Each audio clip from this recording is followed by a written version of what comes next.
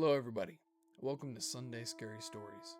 I'm Lane, and today we'll be reading stories from r/Scary Stories. If you have any stories that you'd like to be submitted, please share it to the email in the description. Without further ado, let's get into the stories. Our first story is by Chicken McNobody 24, the Fat Boy. We called him the Fat Boy in the kitchen. In a high-stress environment of a Montreal brasserie, you don't use names. Use identifiers. Table 4 was the bad tipper. Booth 2 was the gluten-free couple. And booth 9 was the Fat Boy. He was easily pushing 400 pounds, a towering, wide mountain of a man, who always wore a heavy, dark green winter parka. He came into the brasserie every single night at exactly 7 p.m. He always demanded booth 9, its deep U-shaped leather alcove tucked into the far back corner of the restaurant, shielded from the main floor by decorative frosted glass partition and a heavy oak coat rack. From the server's station, all you could see was the top of his bald head and the massive span of his shoulders. He ordered a feast every night, a bowl of French onion soup, a large plate of steak fillets and a side of garlic bread, and 3 pints of the local scout. He'd bring a large tablet, prop it up against the salt and pepper shakers, and watch whatever it was he was watching. He'd sit there for exactly 3 hours, 7 p.m. to 10 p.m., like clockwork. We honestly loved him. He was a server's dream. He never asked for any modifications, never complained, and never needed check-ins. You dropped the mountain of food off, and he gave a curt nod, and you left him alone.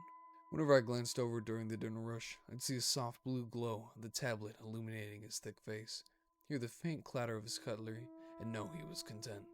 At 10 p.m. sharp, he'd lumber up to the front, pay his enormous tab in cash, leave a 30% tip, and waddle out into the freezing night. Last Tuesday, a brutal late-season snowstorm hit the city. The streets were entirely dead. By 8:30, the brasserie was completely empty, except for him. Since I had no other tables to manage, I decided to be proactive. I grabbed a water pitcher and walked all the way to the back of the restaurant to refill his glass. As I rounded the glass partition, I stopped dead in my tracks. The food was entirely untouched. A pale, opaque layer of congealed fat had already formed over the steak. The booth was empty, but the glow of the screen was still there. I stepped closer, my heart doing a sudden, violent flutter in my chest. The tablet wasn't playing a movie. It was playing a video of him. It was seamless. A high-definition recording of the man sitting in this exact booth. The screen showed him chewing, blinking, and occasionally looking down at his plate and wiping his mouth. He positioned the tablet at a perfect angle, so that from a distance, the screen's glow and the moving image of his face created a flawless optical illusion. Hidden beneath a cloth napkin next to the tablet was a small Bluetooth speaker, softly looping the sound of heavy breathing, chewing, and silverware scraping against porcelain. I stood there, paralyzed by the sheer, terrifying calculation of it. He ordered the massive meals, so we would have no reason to offer him a menu or ask if he needed anything else.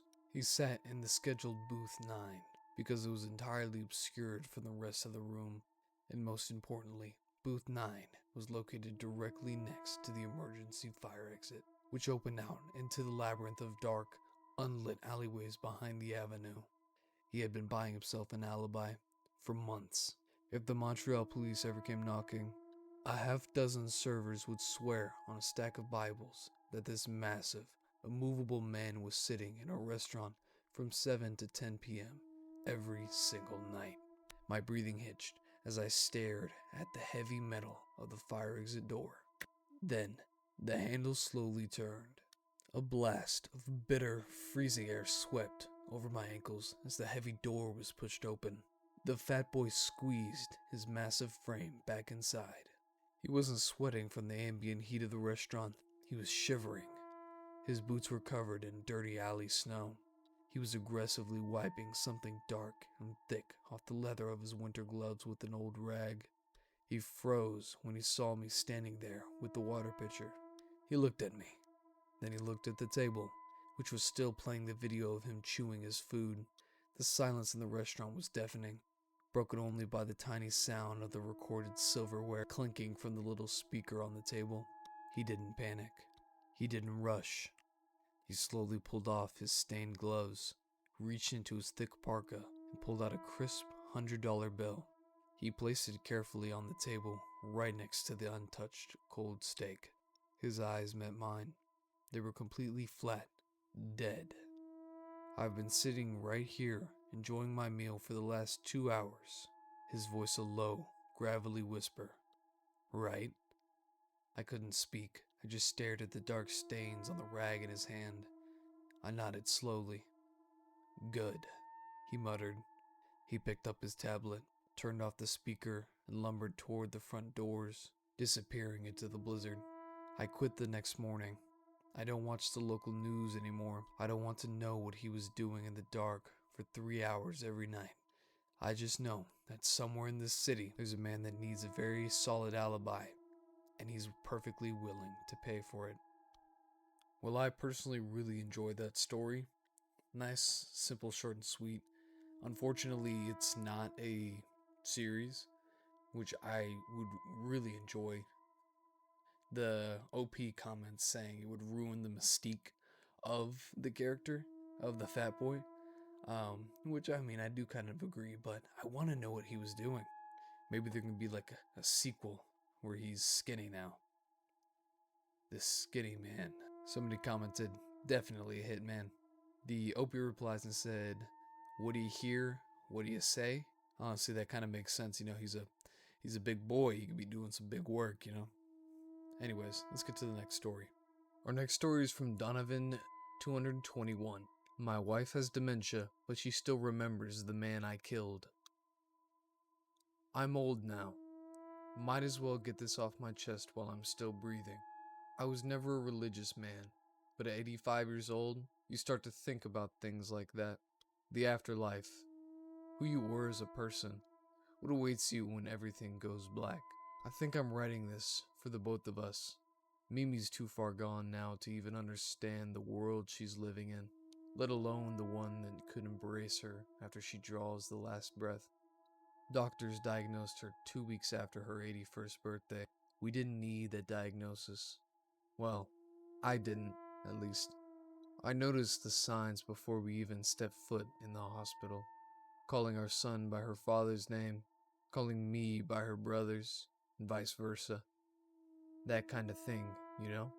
When she started wandering around at night, though, that's when I knew it was time to confront the inevitable. It was strange, though.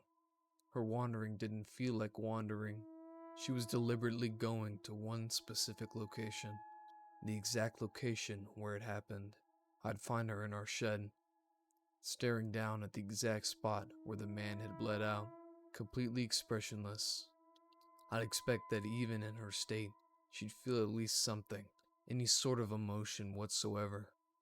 But, unfortunately, that was just never the case. Maybe she didn't need to feel anything.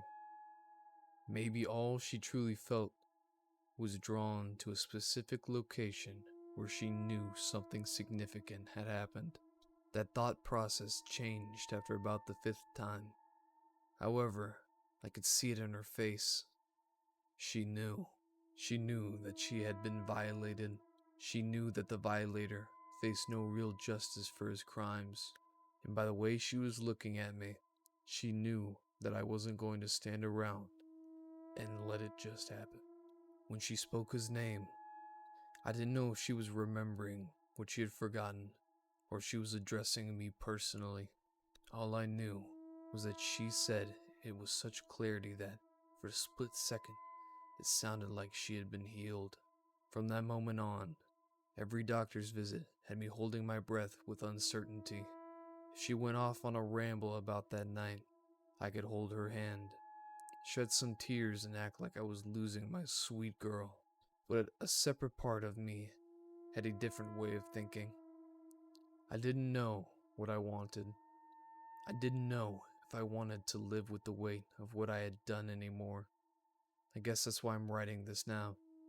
I know that I don't feel bad for what I did. How could I? Mimi was an angel, a light in a world full of darkness and hatred, and that man had taken away a part of that light, changed her in a way that she never fully recovered from. Even still, a life is a life, and I had taken one. I had acted as judge, jury, and executioner, all while my wife watched. It would help her move on. She told me, I need to see it. She never moved on, even now. Even while she drifts away, there's still a part of her that knows. And maybe this wouldn't be so difficult if she didn't continue calling me by his name, reminding me every day of the person I've been trying to forget for nearly 50 years now. Maybe this is all a sign for me to finally air out all dirty laundry. I suppose every tongue shall confess, the Bible says, and I think that's what I'm doing now. Well, that's the end of the story. It was, honestly, I enjoyed that. It leaves a lot of room for, like, open stuff. I'm gonna assume that his wife had some sort of essay happen to her, but it doesn't say that specifically. It's all up to interpretation. There's no comments to read. It's a very new post from the time I'm reading it. It's only about an hour ago, I believe. Yes, only an hour ago that it was posted. I really liked it. Yeah, but let's get to the next one.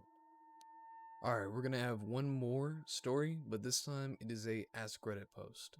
The question is, what is the creepiest real life story you know that still sends chills down your spine? Bluehorn 143 replies, I was 16 at the time, and I had barely just gotten my license. I had a friend in school, a girl who most considered boy crazy, but to my disappointment, she wasn't interested in me. Typical popular good-looking girl who was into jocks, and I was the nerdiest kid in class. But we were very close, and she would tell me all of her struggles and then delete the messages. Mostly because the guys she liked were very possessive.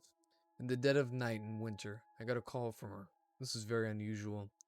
Mostly the calling, but also it was a school night and it was very late. She was speaking in a hushed, shaky voice and asked me to come pick her up. I knew something was wrong, but she had to hang up after giving me the address. This was before GPS, and I barely knew how to get to school, but I printed out a MapQuest route to her boyfriend's house in a different city. She asked me to bring her clothes, especially shirt, underwear, and some sweats. I pushed my car out of the driveway and coasted until I was sure my parents couldn't hear it. I got to the house, and she came out, obviously trying to make as little noise as possible. She was naked, makeup smeared from crying, hair matted. She got in the car and told me to take off, and she put the clothes on. I asked her what happened, and all she could say without breaking down is she went to her boyfriend's birthday party and woke up like this, with no memory. She woke up in the middle of a room with all his friends and him also naked. I took her home and snuck back into the house 2 hours before I had to get up for school. We never spoke of it again. I didn't think much of it then, but 17 years later, I have my own kids and a daughter who's the light of my world. And I can't tell the story without crying. She's been married now with kids to a seemingly good guy for a decade. We don't talk anymore, but I still check her Facebook from time to time, and I hope she's okay now. And that's the end of the story, and honestly, that is just a disgusting story. Those guys be doing that to her is just absolutely insane. But good on him for being a good friend, and I hope she is doing okay as well. Bo B comments, reminds me of my college roommate. She came back from a party acting super different and messed up.